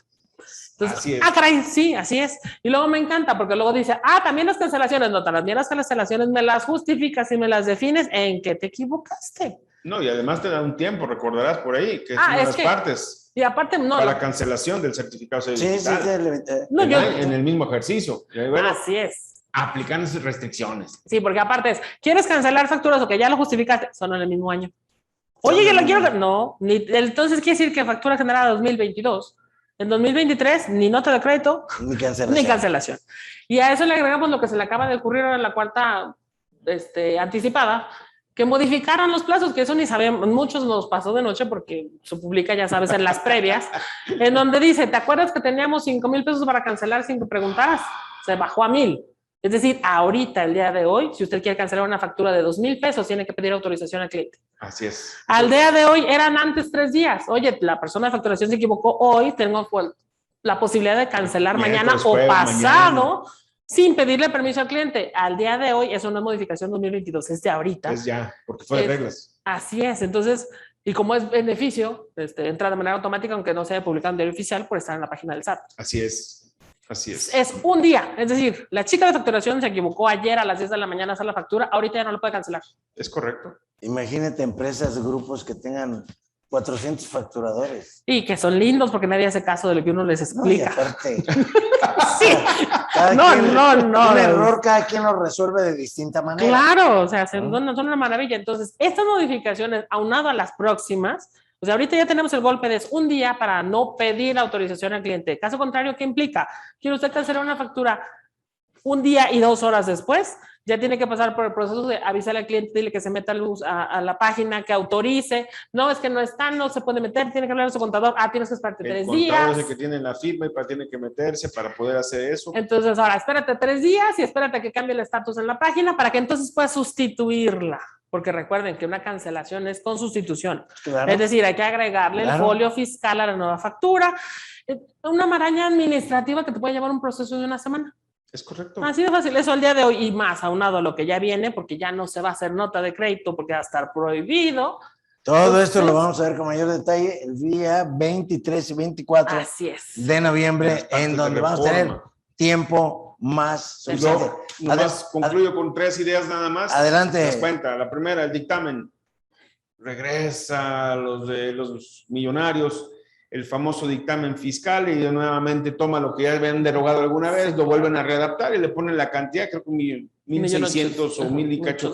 Aquí lo tengo. Sí, como 1,600. 1,650,490,600 pesos. Bueno, pues una prueba de que nuestro dinero se hace cada vez más chiquito. Los 15,000 pesos del depósito se sigue mortificando. El segundo de los 3 que dije, interesante, la simulación. La declaración de simulación. Ok. Ojo, ese artículo que es un 42B que están proponiendo y que yo creo que va a pasar, no es otra cosa más que la legitimación de lo que ya les dijeron en el Poder Judicial. Decreta tú que son actos simulados solamente para efectos fiscales. No te preocupes. Pero se quedó tenue, se quedó sin un sustento, se quedó con tesis y precedentes. Entonces, si un día cambian de criterio los legisladores 2, que son el Poder Judicial, pues mejor dijeron, ¿para qué nos complicamos? Si ya nos dijeron cómo, pues pónselo. Lo bueno es que le pusieron varios requisitos que va a estar muy interesante para que los puedan cumplir. Sí, claro. Y luego, como dicen vulgarmente, el que vamos a ver ahorita, digo, hay más, hubo muchísimos más, lo ponemos en reducción de multas. Y tú dices, ¿reducción de multas? ¿A poco ya va a haber reducción de multas? No, nomás le cambiaron el nombre de la condonación. Ya no se llama condonación, no, ya se llama reducción. Entonces dices tú, bueno, al final es lo mismo, ¿no? Pues sí, es lo mismo, pero es un punto de beneficio. ¿Por qué? Porque acuérdense que la condonación por naturaleza era discrecionaria, déjame ver si te apoyo. Entonces chocaba mucho con la legislatura, con la doctrina, con todo. ¿Qué es lo que hicieron? Vamos a organizarlo y que es un simple punto de reducción. Ya. Punto. Entonces, esos son los puntos, dijimos que eran 3, y para dejarlos picados con una interesante muy buena, a ver qué va a pasar con las sanciones que los que dictaminan. Correcto, eso está. ¿Qué aplico? ¿Qué me cuido? ¿De aplicar la NIF o de no? La combinación o fabulosa. tengo que informarle al SAT que cometió mi dictaminado un delito. que hizo algo indebido. Imagínate, vengo a contratarte y en la contratada ya estamos por ahí y me dices, oye, licenciado Juan Pablo, pues tengo que informarte que estás en defraudación fiscal. Tengo que informarte que tienes aquí EFOS y que entonces estás con este punto. Y pues tengo que informarte, no a ti, tengo que informarte que ya lo informé. ¿Cómo? ¿Por qué? No, me hubieras dicho, yo corrijo. ¿De parte de quién? De parte de quién estás. Entonces está muy interesante por las sanciones que le están aplicando y que bueno, hay otros temas más, insisto. Muy interesante. El Código Fiscal es el que reforma bueno. más artículos, 103 artículos. Embargos por buzón tributario. Así es. Qué cascarón ya en mi clara se están teniendo en plural. ¿Por qué? Porque ya nomás me levanto, en la mañana busco tu cuenta bancaria, ya te le embargué, ya te mandé la Comisión Nacional Bancaria y tú preocupado, ¿y de qué será este aviso? Me dijeron que al cuarto día lo abriera, al cuarto día está bloqueada tu cuenta. Y yo preocupado por los depósitos de 15,000 pesos. Ya, dijimos, por eso no va a pagar más. Muy pero bueno, bien. ese es más o menos un panorama Pues muy general, maestro. les agradezco mucho su tiempo. Maestro Eduardo, maestra doctora Flor, muchas gracias por su tiempo.